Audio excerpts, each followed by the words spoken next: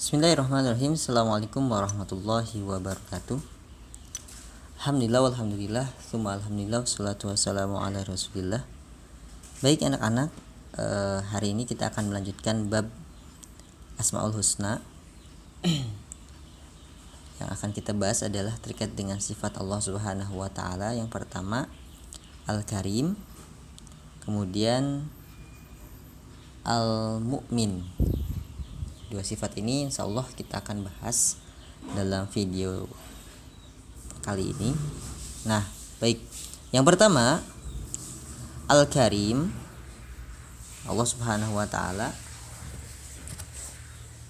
memiliki sifat, salah satunya di antara 99 itu adalah Al-Karim. Secara bahasa, Al-Karim dapat diartikan yang maha mulia, yang maha dermawan, dan yang maha pemurah. Ini secara bahasa. Nah, adapun kemudian secara istilah Allah Subhanahu wa taala adalah Al-Karim, adalah maksudnya Allah Subhanahu wa taala yang maha mulia lagi maha pemurah, yang memberi anugerah atau rizki kepada semua makhluknya. Semua makhluknya termasuk kepada manusia. Dalam sebuah ayat sampaikan bahwa Allah Subhanahu wa taala menjamin setiap makhluknya termasuk binatang melata. Jadi inilah sifat Allah Al-Karim yang kemudian maha mulia lagi maha pemurah, yang menganugerahkan rizki kepada semua makhluknya. Nah, itu adalah Allah Al-Karim, ya. Nah, adapun terkait dengan dalil bahwa Allah Al-Karim, kita bisa melihat di dalam Quran surat Al-Infitor ayat 6 yang bunyinya A'udzubillahi minasyaitonirrajim. Bismillahirrahmanirrahim. Ya ayyuhal insanu ma gharraka bi rabbikal karim. Sadaqallahul azim. Hai manusia, apakah yang telah memperdayakan kamu berbuat durhaka terhadap Tuhanmu yang maha pemurah? Al-Karim terdapat pada akhir ayat. Nah, Rabbikal Karim. Rabbi itu berarti Tuhan, Al-Karim yang maha pemurah. Dalam ayat itu kemudian ada salah satu nama Allah yang kemudian disebutkan, yakni Al-Karim tadi, yang artinya yang maha pemurah. Bagaimana tafsir ayat ini? Nah, Al-Imam Ibnu Katsir itu menafsirkan ayat ini. Beliau mengatakan ayat ini merupakan mengandung ancaman, ya. Makna yang dimaksud adalah apakah yang memperdayakanmu terhadap Tuhanmu yang maha besar sehingga kamu berani berbuat durhaka kepadanya dan kamu balas karunia-Nya dengan perbuatan yang tidak layak terhadapnya. Nah, tadi kan disebutkan hai manusia, ya ayyuhal insan, ma gharraka bi rabbikal karim. Apakah yang telah memperdayakan kamu durhaka terhadap Tuhanmu? Padahal Allah Subhanahu wa taala itu maha pemurah, ya. Sudah memberikan beragam macam kenikmatan kepada kita, ya. Coba dihitung berapa banyak nikmat Allah Subhanahu wa taala. Kalaulah kemudian lautan itu menjadi tinta dan kemudian pohon-pohon yang ada di alam semesta ini menjadi penanya, maka sungguh tidak akan cukup untuk kemudian menuliskan banyaknya nikmat Allah Subhanahu wa taala, ya. Bagaimana kemudian kita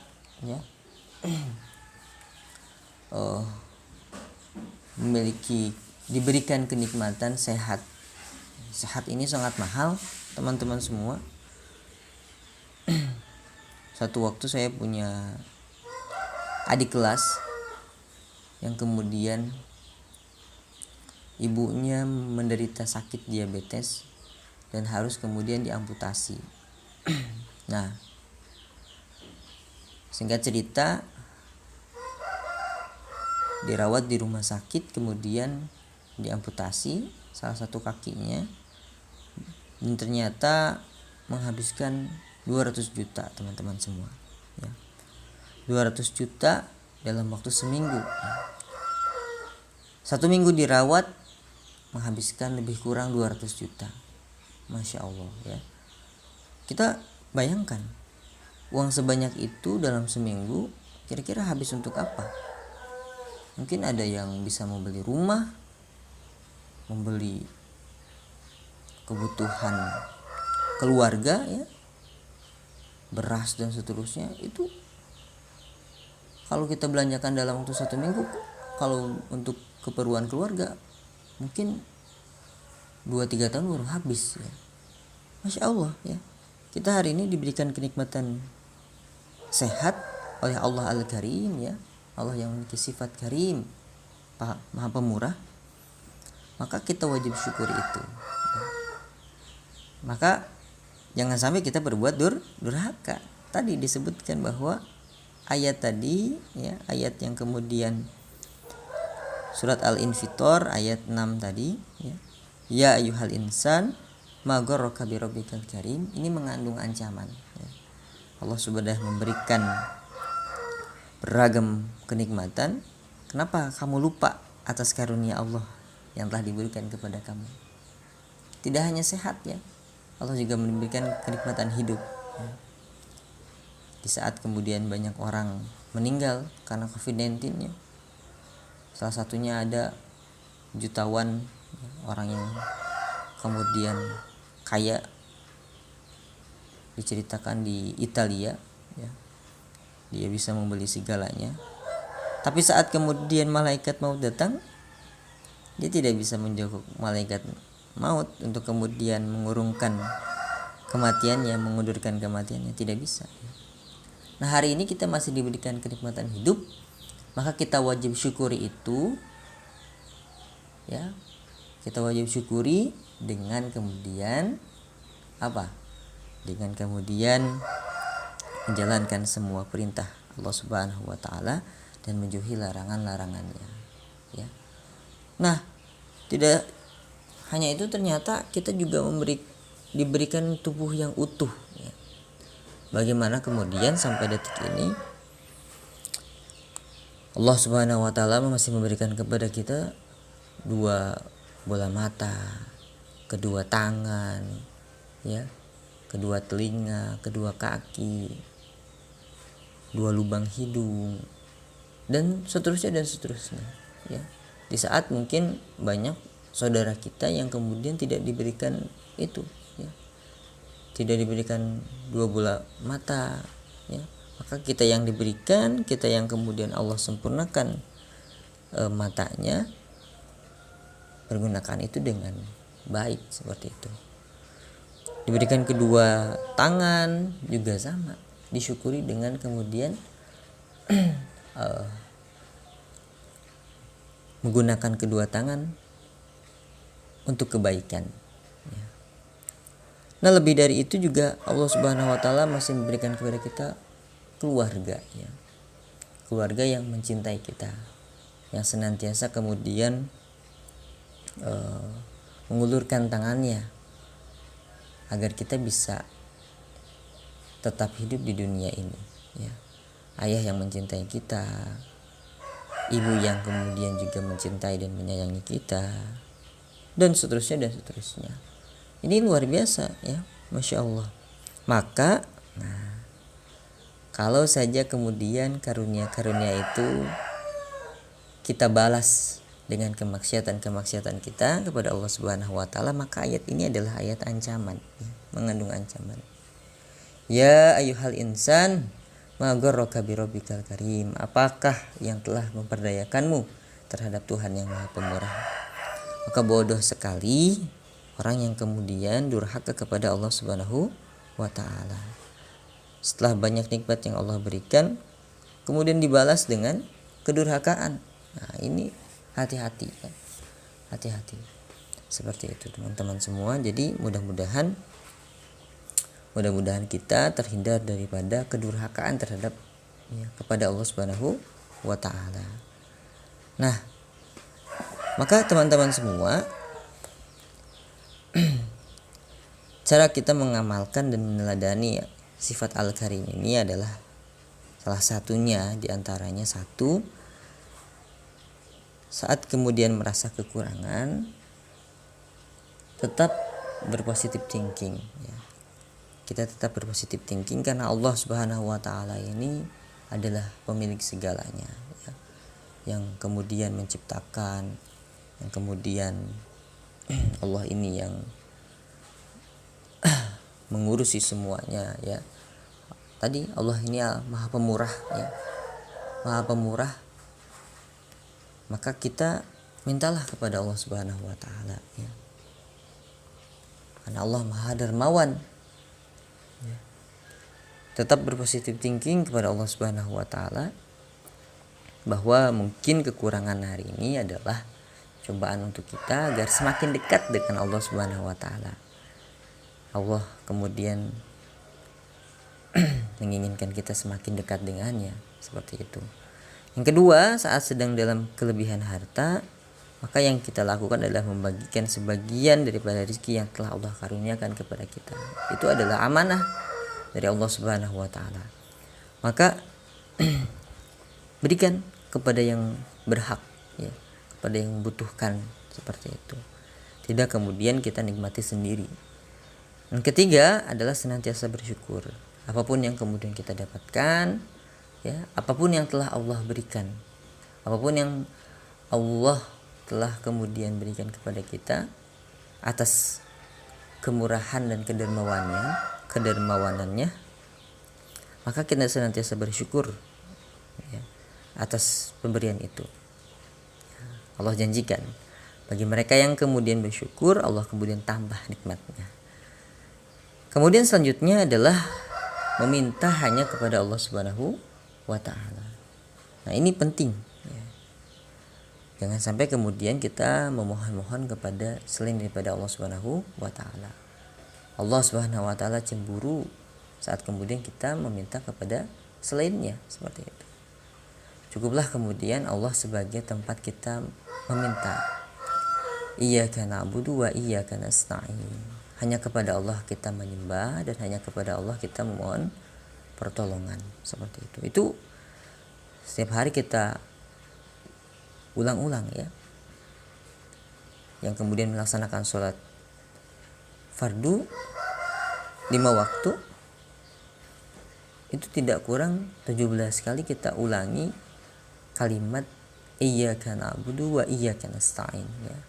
Quran surat Al-Fatihah itu kita ulangi tidak kurang dari 17 kali dalam sehari. Kalau ditambah sholat sunat berarti lebih lagi. Maka itu diamalkan bahwa kemudian meminta hanya kepada Allah Subhanahu wa taala. Baik, itu adalah terkait dengan sifat Allah yang Al-Karim. Selanjutnya kemudian adalah Allah memiliki sifat yang lainnya, yakni Allah Al-Mu'min. Nah, secara bahasa kata Al-Mu'min ini berasal dari kata amina yang artinya pembenaran, ketenangan hati, dan aman ya. Jadi Allah Subhanahu wa taala ini memiliki sifat Al-Mu'min. Lantas apa arti Al-Mu'min secara istilah? Nah, adapun secara istilah Allah Subhanahu wa taala Al-Mu'min yakni Allah yang Maha pemberi rasa aman kepada semua makhluknya termasuk manusia ya. Allah yang memberikan rasa aman. Nah, lantas apa dalil terkait dengan Allah Al-Mu'min ini? Kita bisa melihat di dalam Quran surat Al-An'am ayat 82 yang berbunyi A'udzubillahi minasyaitonirrajim. Bismillahirrahmanirrahim. Alladzina amanu wa lam yalbisu imanahum bizulmin ulaika lahumul amna wa hum muhtadun. Pada ayat itu ada kata ulaika. Ini salah mengetik ini. Ulaika ini ya. Harusnya ulaika.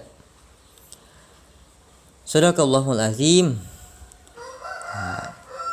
Terjemahannya, orang-orang yang beriman dan tidak mencampur adukan iman mereka dengan kezaliman syirik, mereka itulah orang-orang yang mendapat rasa aman dan mereka mendapat petunjuk. Quran Surat Al-An'am ayat 82. Nah,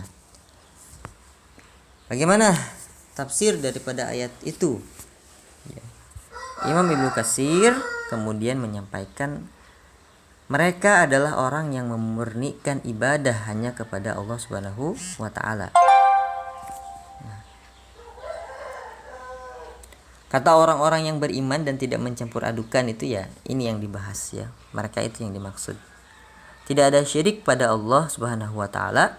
Mereka tidak ada syirik sedikit pun. Balasannya, mereka mendapatkan rasa aman pada hari kiamat dan mendapatkan petunjuk di dunia dan di akhirat. Nah, teman-teman semua, jadi barang siapa yang kemudian tidak syirik kepada Allah Subhanahu wa taala, dia beriman dan tidak menyimpan rasa syirik, tidak melakukan syirik kepada Allah Subhanahu wa taala, maka merekalah yang kemudian mendapatkan rasa aman ya pada hari kiamat ya, dan mendapatkan petunjuk di dunia dan di akhirat. Seperti itu. Ini luar biasa di akhirat nanti ya. Di alam mahsyar misalnya itu manusia dihadapkan pada 7 matahari yang ada di atasnya. Itu luar biasa panas sekali dan berat sekali ya. Dengan kemudian tidak menggunakan sehelai kain pun ya. Di atasnya ada 7 matahari dengan jarak yang hanya sejengkal saja, seperti itu. Saat ini saja yang matahari jaraknya sangat jauh, mungkin jutaan kilometer dari kita, dan kita menggunakan pakaian seperti itu, maka terasa panas ya. Bahkan ketika kita masih di dalam rumah pun itu terasa kemudian gerah. Jadi bagaimana ceritanya ya? Bagaimana rasanya ketika kemudian di akhirat nanti, pada hari kiamat nanti, kita dihadapkan pada alam mahsyar, dengan kemudian 7 matahari di atas kita dengan jarak hanya sejengkal saja. Luar biasa. Maka kemudian Allah akan memberikan rasa aman kepada mereka yang beriman dan tidak kemudian mencampur adukan keimanannya dengan kezaliman syirik terhadap Allah Subhanahu wa taala. Nah, mudah-mudahan kita termasuk di dalamnya ya. Nah, juga kemudian mendapatkan petunjuk di dunia dan di akhirat. Di dunia kemudian dapat petunjuk sehingga kemudian selamat ya. Kehidupannya selamat, bisa mendapatkan rasa aman dan bahagia. Begitupun di akhirat seperti itu. Nah, lantas apa itu syirik, teman-teman semua? Syirik adalah menyekutukan Allah Subhanahu wa taala, membuat tandingan untuk Allah Subhanahu wa taala. Contohnya seperti menyembah berhala ya, beribadah dengan niat bukan karena Allah, melakukan apa yang telah diharamkan. Allah juga bisa jadi perbuatan syirik ya. Misalnya ya, kita ambil contoh perbuatan syirik ini misalnya ya, contoh syirik ketaatan misalnya. Seorang perempuan yang kemudian diminta untuk berzinah oleh pacarnya misalnya. Ada seorang muda-mudi ya berpacaran, kemudian laki-lakinya meminta kemudian perempuannya untuk melakukan hubungan suami istri di luar nikah, maka dilakukanlah zina. Nah, ini contoh syirik kepada Allah Subhanahu wa taala. Kenapa? Karena taat pada manusia yang mengajak pada larangan Allah Subhanahu wa taala. Allah Subhanahu wa taala melarang perbuatan zina ya. La taqrabuz zina innahu kana fahisyah. Tapi di sisi yang lain ada manusia yang mengajak pada zina kemudian ditaati. Nah, ini juga kemudian terbilang syirik ya. Karena kemudian menempatkan Allah Subhanahu wa taala di bawah perintah manusia. Ya. Pacarnya itu manusia. Ketika kemudian ditaati, maka itu termasuk ke dalam aktivitas syirik seperti itu. Apa yang terjadi setelah itu? Karena kemudian melakukan syirik, hatinya tidak menjadi tenang, ya, hatinya guncang, ya. Hatinya guncang. Kita lihat bagaimana kemudian dia menyembunyikan aktivitas itu. Tidak tenang kan? Ya. Kalau ketahuan gimana? Pasti kacau, ya. Maka disembunyikan. Tidak tenang hatinya karena syirik. Maka tadi, mudah-mudahan kita termasuk orang yang kemudian beriman dan tidak mencampur adukan keimanan kita dengan syirik seperti itu. Contoh syirik lainnya, misalnya ada pelajar pergi ke sekolah atau belajar dengan niat ingin dipuji sebagai anak yang rajin, atau agar tidak dimarahi kedua orang tuanya. Maka karena niat yang salah, ia bisa masuk pada kesyirikan. Seharusnya niat belajar adalah mengharap ridha Allah Subhanahu wa ta'ala. Belajar merupakan salah satu perintah Allah Subhanahu wa ta'ala, karena belajar adalah perintah daripada Allah Subhanahu wa ta'ala, ya. Allah Subhanahu wa ta'ala lewat nabinya memerintahkan, ya, dengan lisan Nabi Muhammad SAW, ya, bahwa Nabi Muhammad SAW pernah bersabda, tolabul ilmi faridatun ala kulli muslimin wal muslimat. Telah diwajibkan atas seorang muslim dan muslimat, ya, muslim laki-laki dan perempuan, untuk kemudian menuntut ilmu, ya. Tolabul ilmi itu, menuntut ilmu itu, kita ke sekolah untuk belajar itu adalah tidak lain dan tidak bukan karena memang perintah dari Allah Subhanahu wa ta'ala. Bukan kemudian untuk mendapatkan pujian, ya. Bukan kemudian untuk menghindari marah daripada kedua orang tua. Bukan untuk mendapatkan uang jajan, bukan, ya. Tapi semata-mata hanya untuk mendapatkan, mencari ridho Allah Subhanahu wa ta'ala. Nah, apa yang terjadi setelah itu?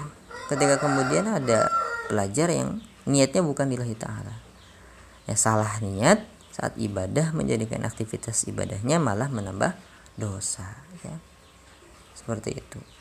Ya, silahkan, kata Allah. Kalau kemudian inginnya hanya untuk dapat pujian, silahkan. Datangi orang-orang yang kemudian ingin kamu dapatkan pujiannya, dan seterusnya dan seterusnya. Begitupun misalnya sholat. Ketika sholat niatnya bukan karena Allah tapi karena ingin dipuji, maka mintalah pahala pada mereka yang kemudian kamu ingin dapatkan pujiannya. Nah, begitu kan, kata Allah. Nah, mudah-mudahan teman-teman semua kita terhindar daripada perbuatan syirik, ya.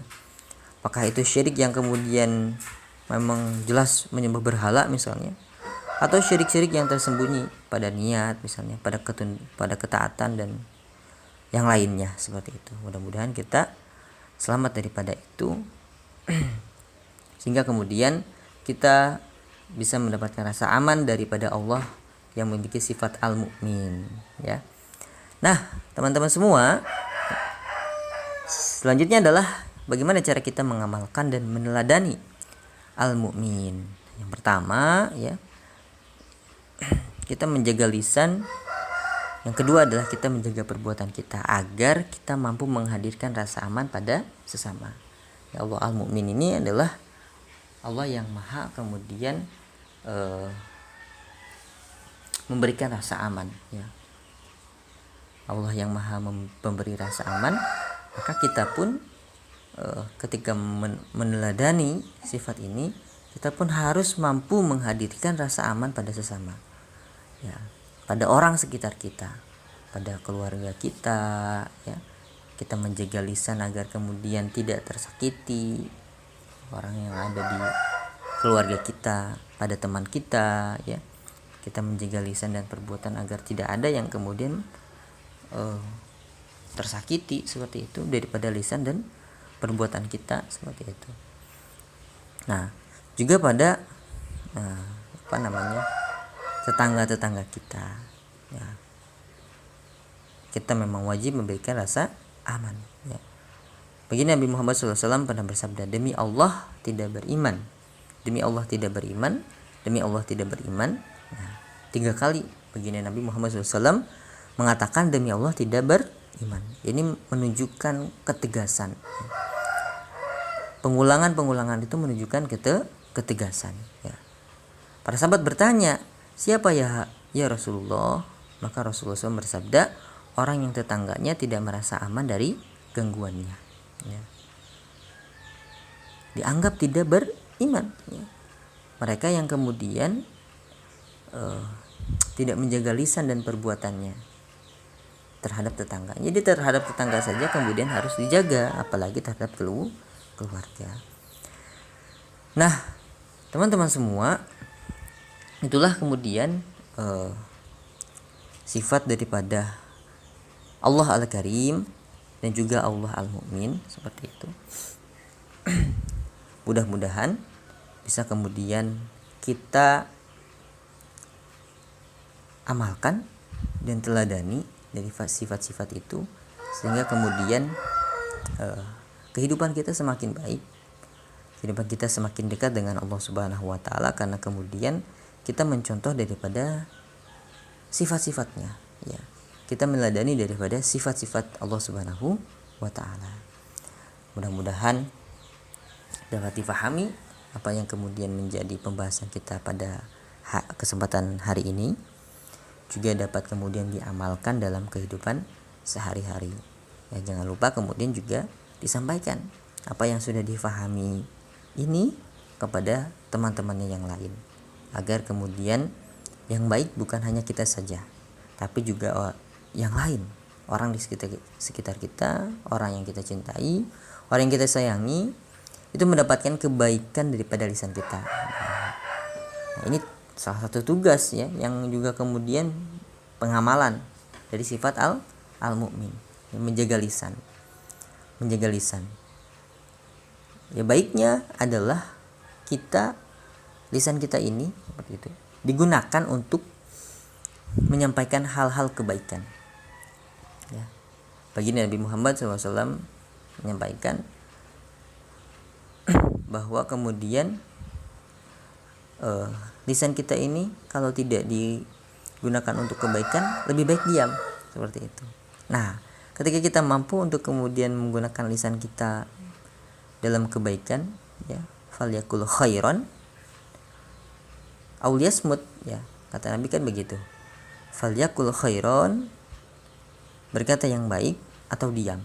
Nah, hari ini adalah kesempatan kita berkata baik kepada teman-teman, kepada saudara-saudara kita, kepada keluarga-keluarga kita, ya, kepada tetangga-tetangga kita, untuk menyampaikan ini salah satu sifat daripada Allah Subhanahu wa taala, yakni Al-Karim dan Al-Mu'min, ya. Kita sampaikan bahwa kemudian Allah ini Al-Karim, ya.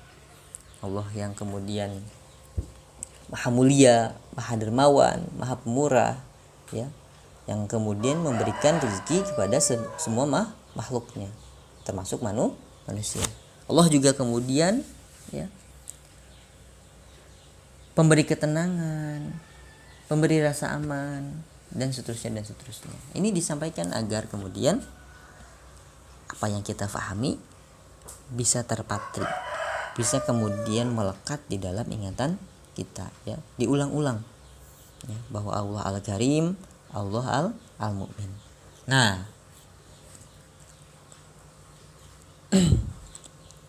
dua nama yang kemudian tadi kita sudah pelajari juga kemudian bisa dijadikan zikir dalam kehidupan kita sehari-hari, ya. Dalam doa itu bisa kemudian diucapkan, ya, bahwa Allah Al-Karim, Allah Al-Karim, Allah Al-Karim, ketika kita minta misalnya keluar ke lapangan rezeki, ya Allah Al-Karim, ya Allah Al-Karim, ya Allah Al-Karim, ya, karena Allah kemudian Maha Dermawan, kita memujinya terlebih dahulu.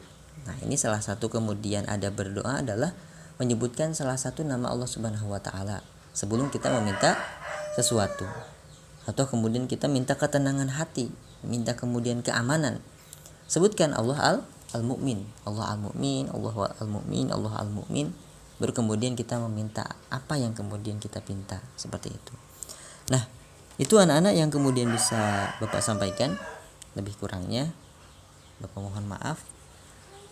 Kebenaran datang dari Allah Subhanahu wa taala, sedangkan kemudian kesalahan itu adalah dari